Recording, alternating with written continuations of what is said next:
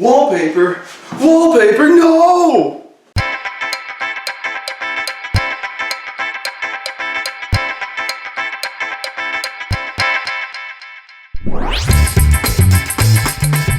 Guys, thanks for joining me today here. We're talking wallpaper, and that can be one of the scariest things you tell anyone who's ever done a do-it-yourself project.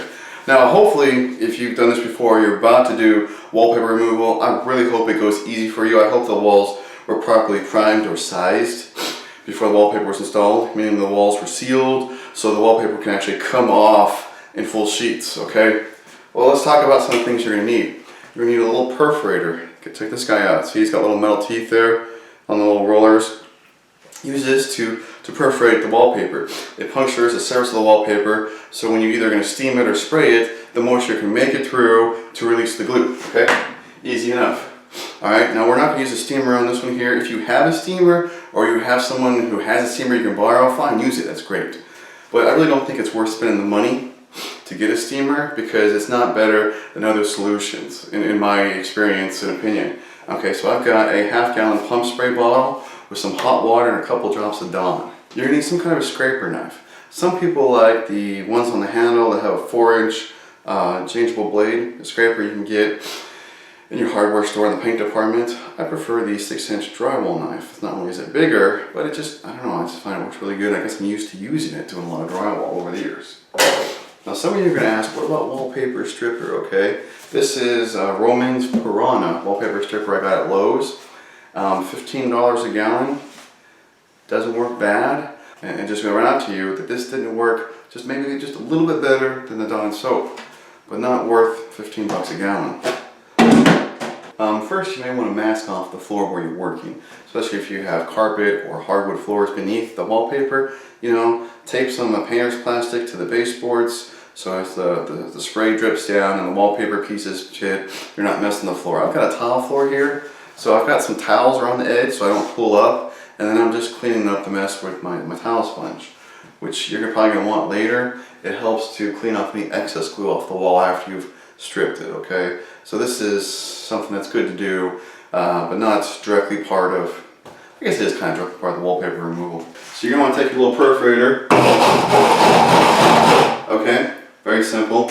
I'm not going to keep doing that, I've already done it. You're just going to run it around because you want to perforate the wallpaper. And you want to spend a few minutes doing this, because if you don't perforate it very much, not much moisture is going to make it through to the backing and release the glue. So take a few minutes and perforate it real good.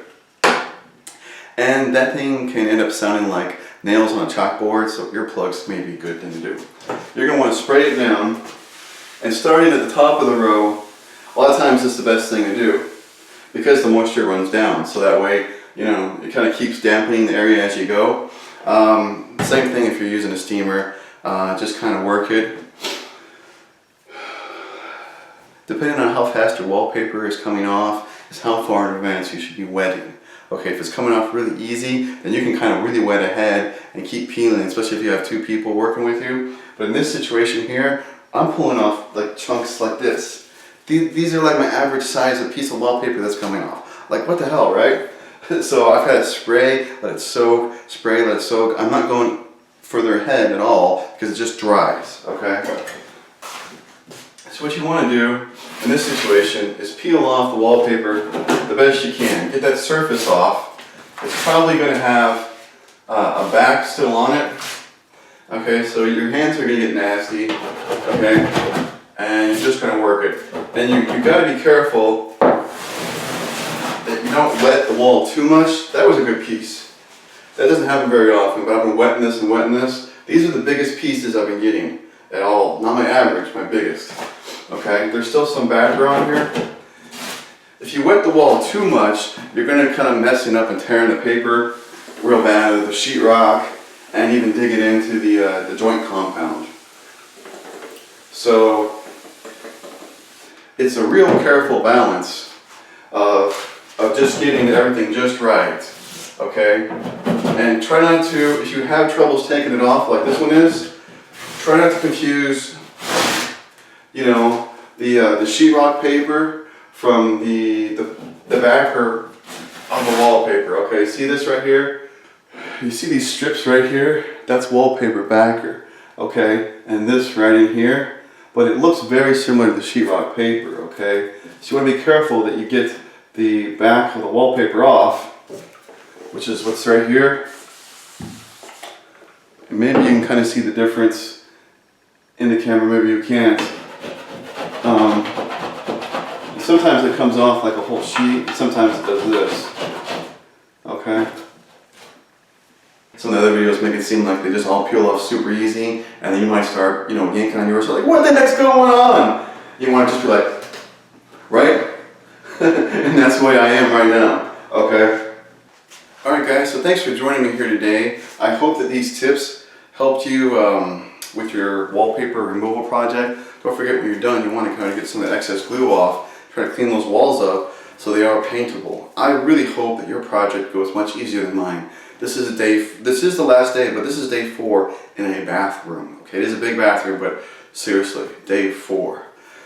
Guys, all these stuff you're going to see in use in this video, I have Amazon links in the description down below so you get all the same professional tools that I use for this project. If you wouldn't mind, right over here, slap that pretty face of mine right there, and subscribe to my channel. It helps out. Down below that will be a link to my website.